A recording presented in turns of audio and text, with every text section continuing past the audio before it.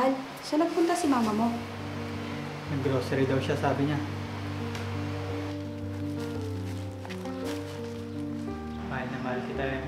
Mahal din kita. Brian? Sino yan? Ano ibig sabihin nito?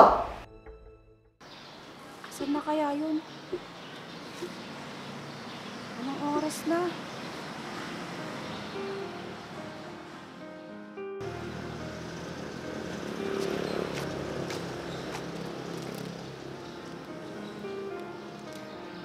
Ang ganda talaga ng mahal ko.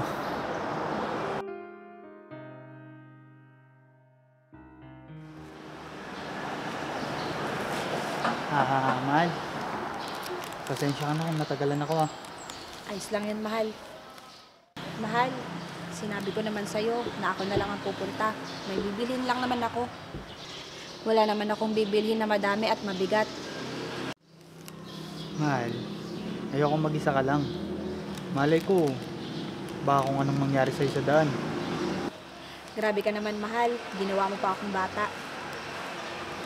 Nag-aalala lang naman ako sa'yo, mahal. Kaya, yan mo nang samahan kita. Okay? Yes naman, ang sweet naman ng mahal ko. Sige ka, baka masanay ako niyan. Wala nang naging tayo. Hindi ka napagod na ihatid ako sa pag-uwi sa bahay namin. At hanggang ngayon, mas ramdam ko ang pag-aalaga mo sa akin. Araw-araw kitang mamahalin ng masigit pa sa buhay ko, Emma. Pangako yan. Huwag kang mangako, mahal. Bakit mo naman nasabi yan, mahal? Natatakot lang kasi ako na baka isang araw, gumising ako na wala na tayo. Ikaw naman. Masyado kang nag-iisip. Hindi mangyayari yun, mahal. Di bali na lang kung may makita kang lalaking mas gwapo kesa sa akin. Uy, grabe siya. Ako talaga? Baka ikaw. Ikaw nga, nakakita ka lang na naka-blonding buhok. Eh, totoo naman In love talaga ako sa babaeng blonde ang buhok. Anong sinabi mo? Ikaw! Di ba blonde itong buhok mo, mahal? Umayos ka, Brian, ha? Kung hindi, malalagot ka sa akin. Ito naman. Hindi ka mabiro. Pinapatawa lang kita. Malay ko ba? Ay, naku, mahal. Hayaan mo. Papakilala na kita kay mama sa susunod. Para hindi ka na nag-iisip ng kung ano-ano dyan. Talaga, mahal? Pero baka hindi ako magustuhan ng mama mo.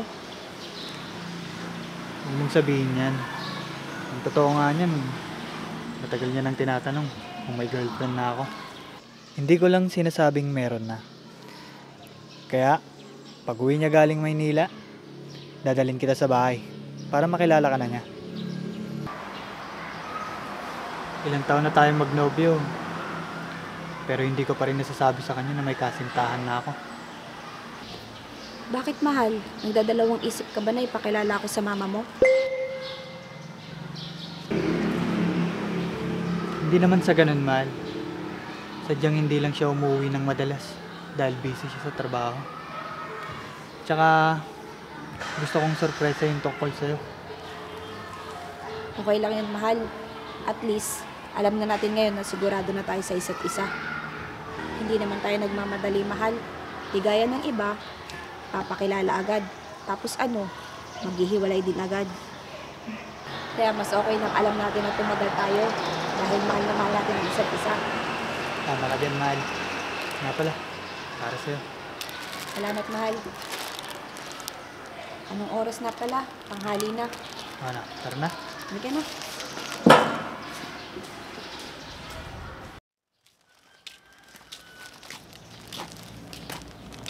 Oh, mahal. Bakit ganyan yung mukha mo? Eh, paano naman kasi? Sinamahan nga kita. Pinaghintay mo naman ako sa labas. Eto naman, para yun lang nagtampo ka na agad. Sorry na. Eh, ano ba kasi ang binili mong yan? Tayo mong magpasama sa loob kanina. Wala lang. Basta, malalaman mo rin soon. Huwag ka na magtampo, mahal. Ito naman, para kang bata. Oo na po. Bakit? Ikaw lang ba may karapatang maginarte at magtampo? Kaya ko rin pala. So ano ang ibig mong sabihin? Niloloko mo lang ako, ganon. Hindi naman mahal.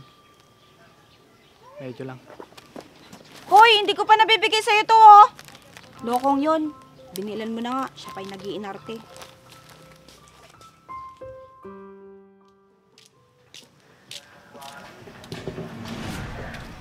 Parang hindi maganda yung pakiramdam ko.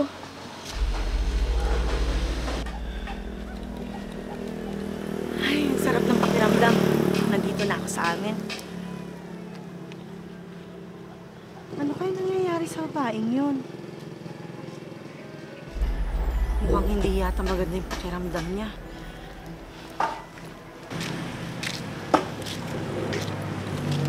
Iha, ano nangyayari sa'yo? Ayos ka lang ba? Hindi po maganda yung pakiramdam ko, Ale. Gusto mo bang dalhin kita sa doktor? Naku, wag na po, Ale. Ipapahinga ko lang po siguro to. Magiging okay na po ako. Sigurado ka ba dyan, Iha? Opo. Halika, umupo muna tayo doon kahit saglit lang hanggang sa maging okay yung pakiramdam mo. Sige po.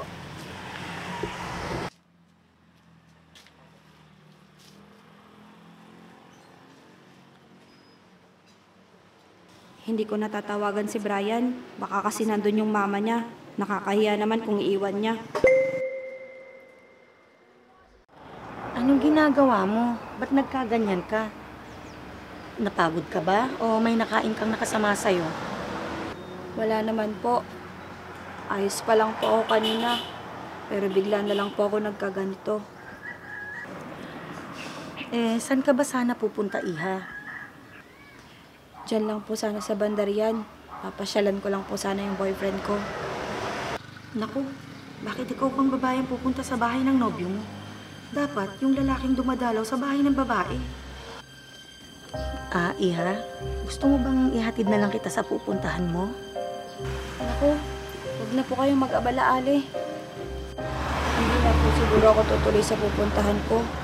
Uuwi na lang po ako at nang makapagpahinga na lang. Baka lalong lumala po yung nararamdaman ko. Ano pang mangyari sa akin sa daan. Tama yan, Iha. Halika at ipagpapara kita ng masasakyan mo. Maraming salamat po. Bakit kaya ang ganang pakiramdam ko dito sa Ale? Parang wala akong alinlangan na kasama siya. Oh, bakit ganyan ka makatingin sa akin? Mukha ba akong masamang tao? Naku, hindi naman po. Natutuwa lang po ako dahil napakabait nyo. Ano nga po pangalan nyo? Ako nga pala si... Oh, ayan na, may tricycle na pala. Kuya, para po. Kuya, para po. Para po. Maraming salamat po ulit. Maraming salamat po talaga. Buti na lang po at nakita nyo ko.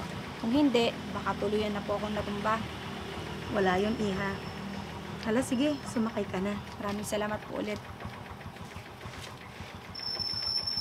Napakagalang ng batang yon. Wala siyang ibang bukambig, hindi ang magpasalamat.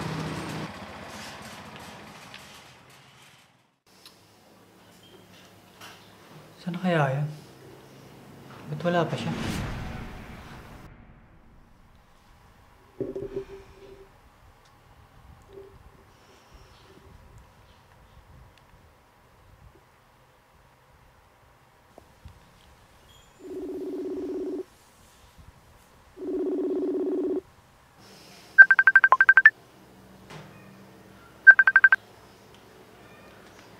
Hello, Mal.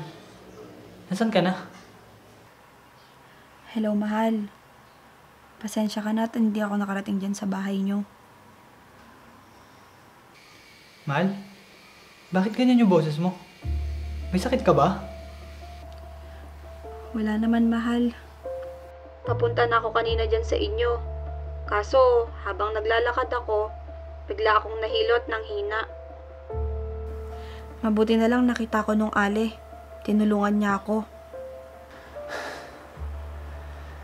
Ay nako, mabuti naman kung ganun. Oo nga, mahal. Sobrang bait nung Ale. Hinintay niya maging okay yung pakiramdam ko. Eh, paano ka nakauwi? Hinatid ka ba niya? Hindi. Ipinagpara niya ako ng masasakyan. Saka na lang siya umalis nung nakasakay na ako. Mabuti na lang pala at may tumulong sa'yo. Pero bakit? Hindi ka tumawag sa akin agad. Para napuntahan man lang sana kita. Pasensya ka na, mahal, kung hindi ko na nagawa yon. Naging kampante kasi ako sa aling tumulong sa akin. Isa pa, naisip ko baka nandyan na si mama mo. Nakakahiya naman kung iiwan mo siya agad dahil lang sa akin. Kaya hindi na kita tinawagan. Yun na nga eh. Wala pa din si mama hanggang ngayon. Sabi niya, tatawag daw siya pag malapit na siya. Baka parating na yon. Hintayin mo lang. O sige na, mahal. Nandito na pala si mama. Tatawag na lang ulit ako sa'yo mamaya. Sige, mahal. Magpahinga ka lang dyan ah. Mag-iingat ka palagi.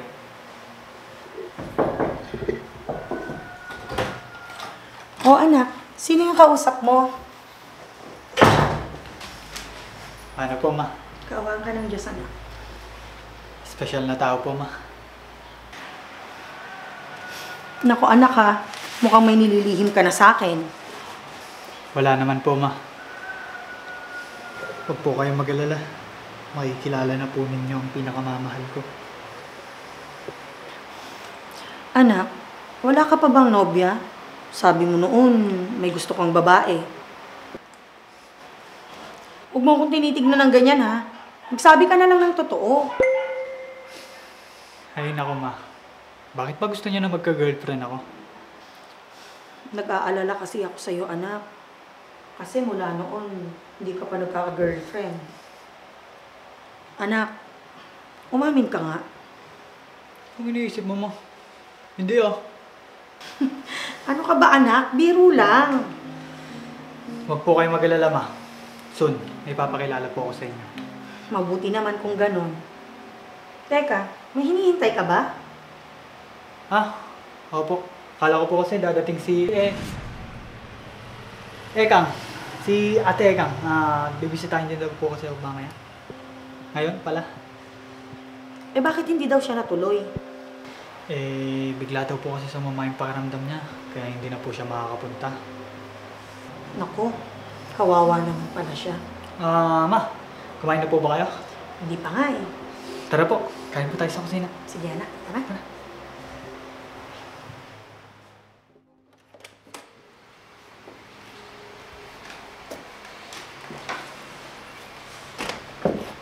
Mahal, saan nagpunta si mama mo? Nag-grocery daw siya, sabi niya. Mahal na mahal kita, Emma. Mahal din kita. Brian? Sino yan? Ano ibig sabihin nito? Ma. Sino yung dinadala mo dito? Hindi ka ba nag-iisip, anak? Mahal, relax ka na. Ma, huwag ka naman ganyan. Natatakot siya. Ma, siya si Emma. Ang girlfriend ko. Teka, di ba ikaw yung... Di ba kayo po yung... Mahal, siya ba yung mama mo? Oo, bakit? Mahal, siya yung mabait na Ali na tumulong sa akin. Ikaw palang girlfriend ng anak ko. Teka, Brian, akala ko ba... Ma, 2 years ko na pong girlfriend si Emma.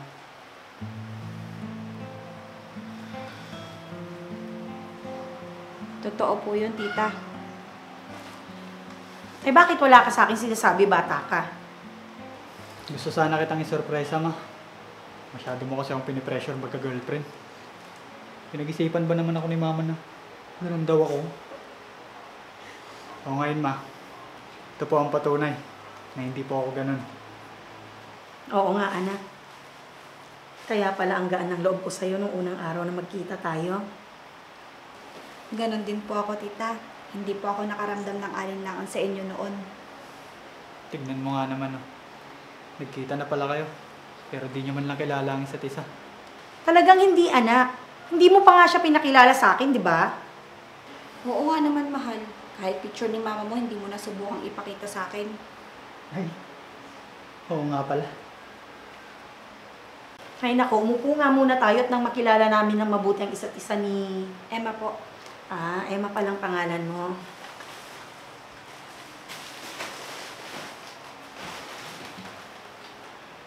Siya rin lang nandito ka na at nagkakilala na tayo. Magluluto ako para dito ka na lang kumain, ha? Naku, wag na po. Nakakaya po sa inyo. Huwag ka nang mahiya, mahal. Oo nga, huwag ka nang mahiya. Madalang na nga lang akong umuwi dito kaya pagbigyan mo na ako. Oo nga naman, mahal. Pagbigyan mo na si mama. Sige ka, pag di mo yan pinagbigyan, baka itago ako sa inyo. Sige po, tita. Ayan. Dito muna kayong dalawa at magluluto ako, ha? Sige po, tita. Ang bait talaga ng mama mo, mahal. Kita mo na. Sabi ko sa'yo eh, kakakilala niyo pa lang ni mama. Magkasundo na kayo. Ibig sabihin, gusto ka niya. Kaya nga, mahal, nagpapasalamat ako dahil nagustuhan ako ng mama mo para sa'yo.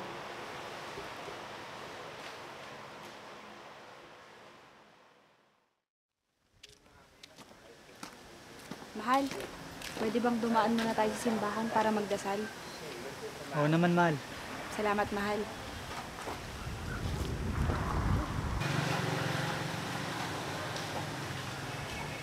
Tamang-tama. Magandang lugar ito para magtapat ako sa kanya.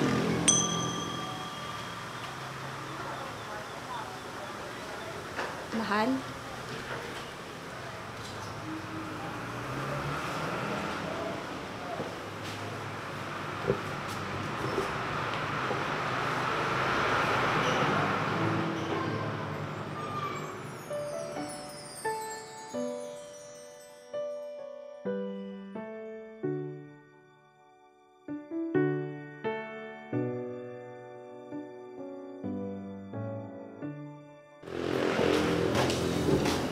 Mahal? Ano yung pinagdasal mo? Hindi ko na kailangan sabihin sa'yo yun, mahal. Dahil alam mo na yan. Eh, ikaw, Tulad mo rin, mahal. Alam mo na rin yun. may isa akong hindi pinagdasal sa kanya. Ha? Bakit? At ano yun? Ayoko kasing ipagdasal yun, mahal. Dahil gagawin ko na ng totoo. Ano yun?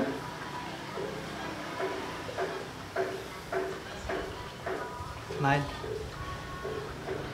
gusto mo bang magpakasal sa akin?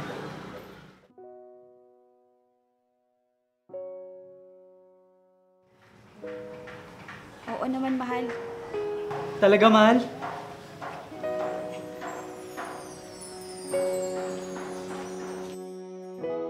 Mahal na mahal kita, Brian.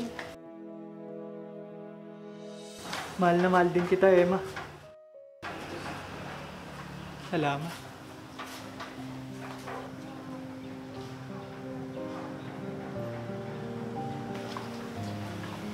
Pangako, mahal. Mas mamahalin at aalagaan pa kita. Ramdam ko lahat yun, mahal. Dahil mula nung naging tayo, naging kahati ka na ng buhay ko. Dahil pakiramdam ko, hindi ako buo pag wala ka. Kaya maraming salamat din dahil lagi ka nandyan para sa akin.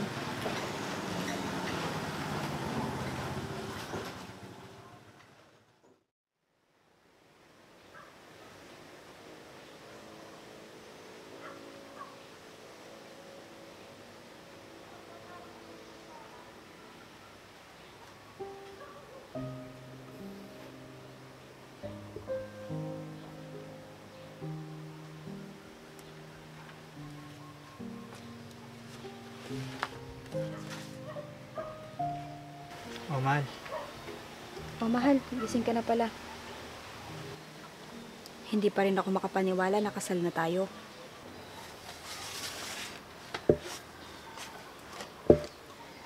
Bakit, mahal? Nagsisisi ka ba na pinakasalan mo ko? Hindi, mahal. Ano ka ba? May mga nakalimutan na ako sabihin sa'yo ang araw ng kasal natin. Ano naman yun, mahal?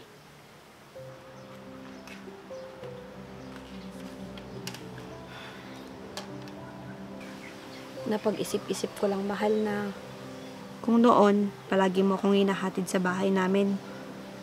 Ngayon, hindi mo na ako kailangan ihatid dahil ikaw na ang tahanan ko. At kung noon, palagi mong sinasabi sa akin na God bless you. At ngayon, masasabi ko naman na God bless me you. Dahil isa ka sa pinaka-importanteng regalo sa akin ng Diyos sa buhay ko. Napakaswerte talaga ng anak ko sa batang to. Dahil ikaw ang magiging unang priority ko pagkatapos ng Diyos, mahal. Pangako yan. Gagawin ko naman ang lahat, mahal ko. Hindi man ako maging perpektong asawa para sa'yo at ama sa magiging anak natin. Maging the best man lang sa paningin niyo. Masaya na ako dun. Huwag ka mag-alala, mahal. Dahil para sa akin, the best ka palagi. Gusto ko lang sana maging maayos tayo palagi. Alam mo kung bakit? Dahil kung masaya ka, mas masaya ako. Kung malungkot ka, mas malungkot ako. At kung nasasaktan ka, mas nasasaktan ako. Ganyan kita kamahal, Brian. Kaya lagi kong gustong maging okay tayo, lalo ka na. Hindi talaga nagkamali ang anak kong pakasalan ka niya dahil napakabuti mong bata. Huwag ka mag-alala, mahal ko. Dahil palagi kong iingatan ang sarili ko para sa'yo.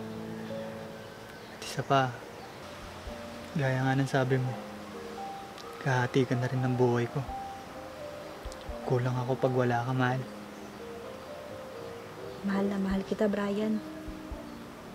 Mahal na mahal din kita, Emma.